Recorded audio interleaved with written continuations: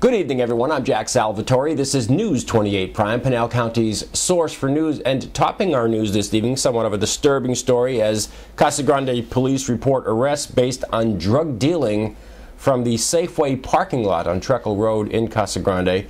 The police say that on the evening of April 1st, Casa Grande Police Narcotics Unit conducted an investigation of the sale of methamphetamine at the local Safeway parking lot. They witnessed the delivery and sale of 9.5 grams of meth from that location, and then police officers shortly thereafter stopped 4 suspects at Manor and Treckle Road, taking them into custody with what is described as no incident. The arrested 4, Michael Raymond Trejo, Eric Anthony Rivera, Jennifer Amanda Amaro, and Lisa Ann O'Connor, proving that methamphetamine drug dealing at least is not limited to the male half of the species. They were arrested on various drug charges, booked into the Pinal County Jail. Trejo was armed with a loaded and concealed .380 pistol when arrested. There was another handgun, $700 in cash, and approximately 12 grams of methamphetamine were seized during the investigation. The investigation was successful due to the assistance of the Special Enforcement Unit, said the police, and our patrol officers. Westcor, the company that has the Promenade shopping mall out there at Interstate 10 and Florence Boulevard, Westcor says 2 more retailers slated to open this week at Promenade. Dress Barn will actually open today, and the Shoe Pavilion will open tomorrow. Good coordination. Dress Barn, Shoe Pavilion. Those of you who've gone shopping with your wives know that there is an innate connection between purchase of dresses and purchase of shoes, unfortunately. Marshalls and Sports Authority recently opened. The word was that about 100 people showed up at the Marshalls opening, lined up on the day that opened. Other upcoming openings include GNC, Zumiez, Fashion Bug, and Lane Bryant. A promenade, as we said, on Interstate 10 right at Florence Boulevard, anchored by Dillard's, Harkins Theaters, Target, JCPenney, Kohl's, PetSmart, Best Buy, and Sports Authority. And there will be more openings to report on, as they haven't had one big grand opening, but kind of a rolling grand opening as things have moved along.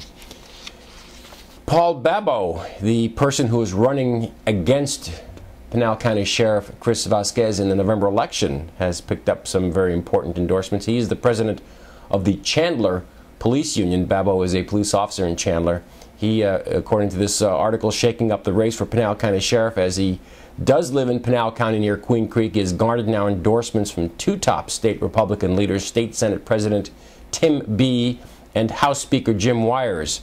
He said that Pinal County records, Babbo said, he's checked Pinal County records and found that dating back to 1875, no Republican has ever been sheriff or held any other county-wide elected office. Now, of course, we've been talking about the difference in this year's election, because population growth in recent years has brought more conservative, in parentheses, Republican voters into the county, and the Republican Party is capitalizing on that, plus also the fact that the county has high tax rates, and of course the mismanagement issue, which is likely to be the big issue of this year's Board of Supervisors election, pinned mostly on the prosecution and conviction last year of the Pinal County former manager Stan Griffiths, who was convicted of embezzling over $400,000 in taxpayer funds. Now, more recently, there was the issue of the suspension of the director of the Pinal County Fair.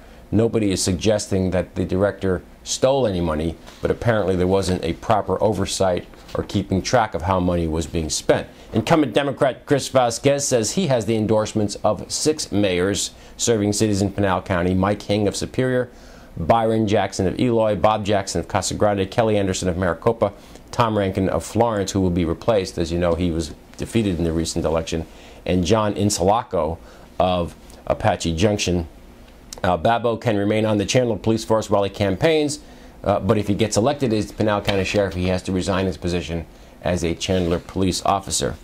Yet another award for retiring CAC women's basketball coach Lynn Larson. This time she has received the Women's Basketball Coaches Association Junior College Coach of the Year. She got the award earlier this week, did Larson, and yet another accolade to add on to her already impressive list of accolades, and we'll have more about that in just a moment in sports. But right now we're going to take a break, and when we do come back, we'll talk more about Lynn Larson's Coach of the Year award and what else she's accomplished.